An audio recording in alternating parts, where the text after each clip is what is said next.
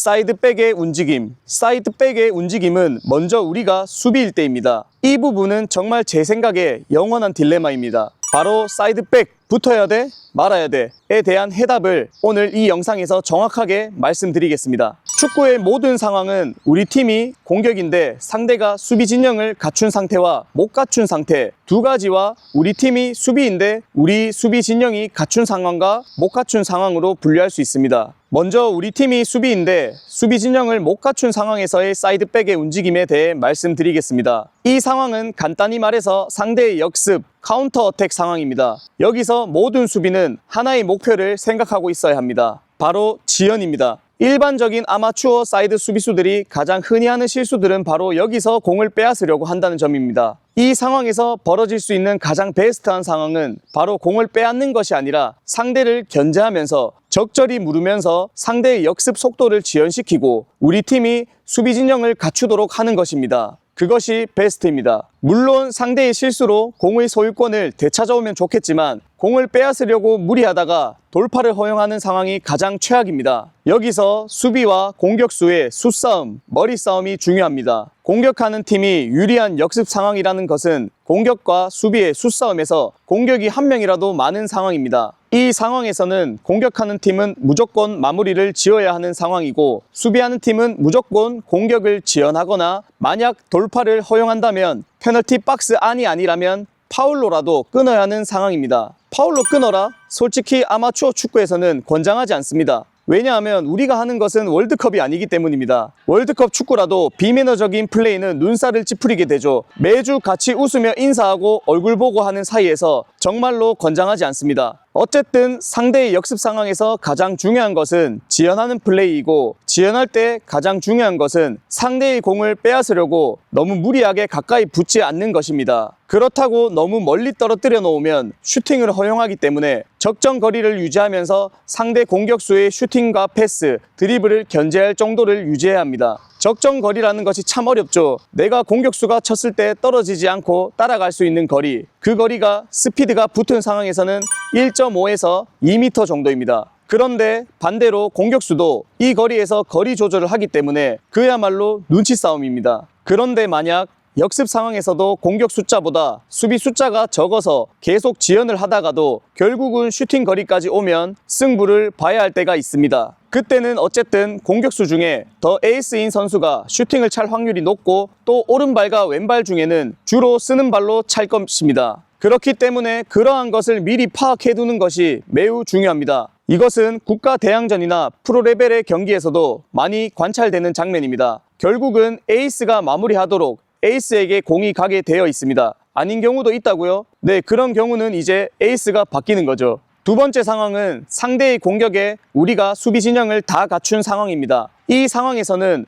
우리가 내려서서 수비한다는 것을 가정했을 때입니다. 이때는 볼의 움직임에 따라 움직이는 것이 아주 중요합니다. 무슨 말이냐 하면 우리 수비의 간격은 일정하게 유지하면서 수비들은 모두 페널티 박스 근처에서 라인을 올렸다가 내렸다가 하고 있을 겁니다. 그런데 볼이 전개되는 방향이 내가 맡은 방향일 때는 즉 나의 맨투맨 윙에게 볼이 투입되면 1대1 대인 방어를 해야 합니다. 이때도 마찬가지로 빼앗는 것이 목적이라기보다는 가장 중요한 것은 돌파를 허용하지 않는 것이면서도 상대 중앙 공격수에게 좋은 크로스가 올라가지 못하도록 견제를 하는 것입니다. 그 두 가지가 사실은 양립할 수 없는 조건이기 때문에 어렵습니다. 이것도 마찬가지로 간격과 의도, 위치가 중요한데 크로스를 차려고 하면 기본적으로 돌파가 어느 정도 된 상황이거나 혹은 사이드백과 윙의 거리가 어느 정도 있어야 좋은 크로스가 올라갈 수 있습니다. 그래서 크로스를 막으려고 너무 가까이 붙거나 다리를 들고 있다면 또 쉽게 돌파를 허용할 수 있습니다. 이때도 마찬가지로 상대 윙의 드리블 패턴이나 주발을 잘 알아두는 것이 매우 중요합니다.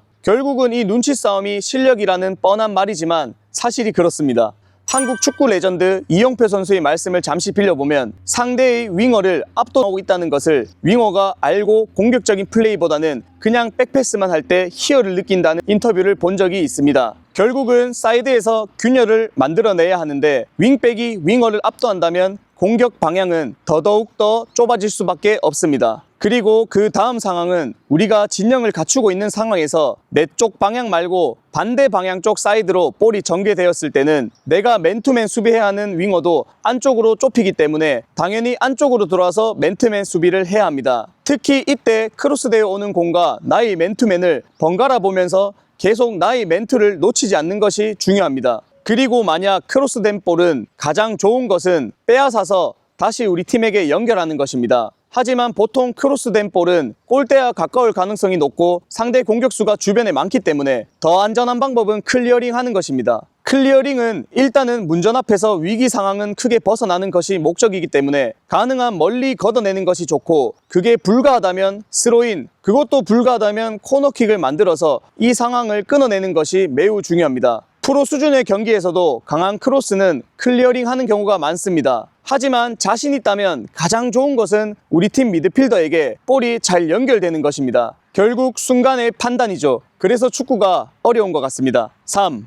우리 공격, 상대가 수비 진영 못 갖춤. 사실 이 상황은 우리의 역습 상황입니다. 그래서 가장 좋은 것은 상대가 수비 진영을 온전히 갖추기 전에 슈팅으로서 마무리까지 하거나 결정을 짓는 것이 가장 좋습니다. 하지만 이 상황에서 사이드백의 역할은 우리 진영이 올라섬에 따라서 간격을 유지하며 같이 올리는 것 외에 역할은 크게 없습니다. 간혹 사이드백이 이 상황에서 역습에 가담하는 상황이 발생할 수밖에 없는 상황. 예를 들어 역습 찬스에 볼이 왔는데 우리 윙보다 위치가 많이 앞서 있다던가 하는 상황이 있을 수도 있습니다. 하지만 이러한 상황이 만들어진다는 것 자체가 어찌 보면 사이드 윙과 사이드백의 위치가 잘못된 것일 수도 있고, 결정적으로 조기 축구에서는 사이드백이 그렇게 역습에 가담했다가 만약 빼앗기면 다시 수비로 내려올 만큼의 체력이 다들 없습니다. 그래서 웬만하면 역습에 적극적으로 가담하기보다는 전체적인 라인의 간격을 유지하면서 빠르게 올려주는 정도만 하면 됩니다. 수비 라인이 역습에 발맞추어 같이 올리는 것만 해도 상대 공격수도 같이 나와야 하기 때문에 상대 공격수에게 체력적인 부담을 줄 수 있습니다. 그래도 지금 이 찬스는 내가 오버래핑하면 한 골을 넣으실 수 있으실 것 같죠? 그래도 한 번 더 참으시고 3번 정도 생각하고 역습에 가담해도 늦지 않습니다. 수비는 10번 잘하고 한 번 실수하면 역적이 됩니다. 그런데 자신의 자리를 비우고 너무 많이 나가서 자리가 비면 더 나쁜 게 돌파를 당해서 골 먹힌 것보다 티가 많이 안 나고 팀은 와해가 됩니다. 만약 자신의 조기 축구팀이 잘 돌아간다 싶으신 팀이 있다면 수비분들께 감사하는 마음을 가지셔야 합니다. 정리하면 역습 시에는 1선, 2선, 3선의 간격에 맞춰서 올려주기만 해도 상대 공격수에게 체력적 부담을 줄 수 있고 사이드백의 역할은 충분히 한 것이다. 역습에 빠르게 가담하는 것은 최대한 보수적으로 생각하시되 그래도 가야겠다면 3번 생각하고 윙과 사전에 조율이 되어 있는 것이 좋다 정도로 정리할 수 있겠습니다. 다음 상황은 우리의 공격이고 상대가 수비 진영을 다 갖춘 상황입니다. 이때는 일반적으로 우리가 흔히 말하는 U자형 빌드업이 가장 많이 나오는 상황입니다. 최근 우리나라에서 U자형 빌드업이 욕을 많이 먹는 것 같기는 하지만 어쨌든 현대 축구에서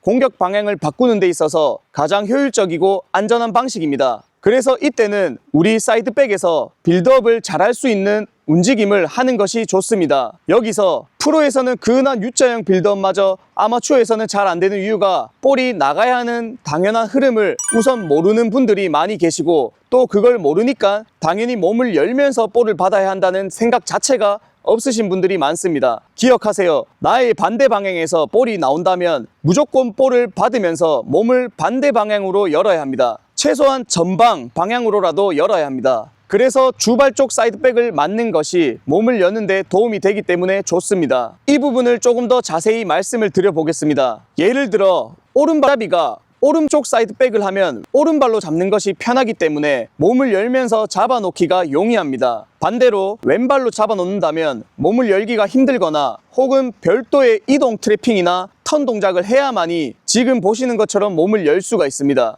양쪽 다 자유로운 프로 선수가 아니기 때문입니다. 그래서 주발이 왼발이라면 왼쪽 사이드, 오른발이라면 오른쪽 사이드가 더 좋습니다. 그리고 그렇게 잡아놓는 것이 상대 공격수와도 먼발이기 때문에 드리블이나 돌파를 하더라도 먼발에 잡아놓고 하는 것이 유리합니다. 또 제가 조기 축구하면서 봤던 상황 중에 하나는 조기 축구 수준에서 우리 팀에 아주 압도적인 윙어가 있어도 사이드백이 몸을 못 열면 윙에게 볼이 투입되지 못하고 결국 윙을 활용을 못하는 경우를 많이 봤습니다. 사실 오늘 영상에서 이게 가장 중요한데 초보분들이 가장 안 되는 부분입니다. 가장 좋은 것은 어쨌든 중앙의 미드필더에게 연결하는 것입니다. 그게 안 되면 내 방향의 윙, 그게 안 되면 다시 중앙 수비, 그것도 안 되면 킥이나 드리블, 이런 식으로 우선순위를 가지고 판단하시면 상황에 따라 정답은 아닐 수도 있지만 최소한 가장 확률 높은 플레이는 맞습니다. 그리고 기억해야 할 윙어와의 유기적인 움직임은 윙어가 만약에 공격 진영에서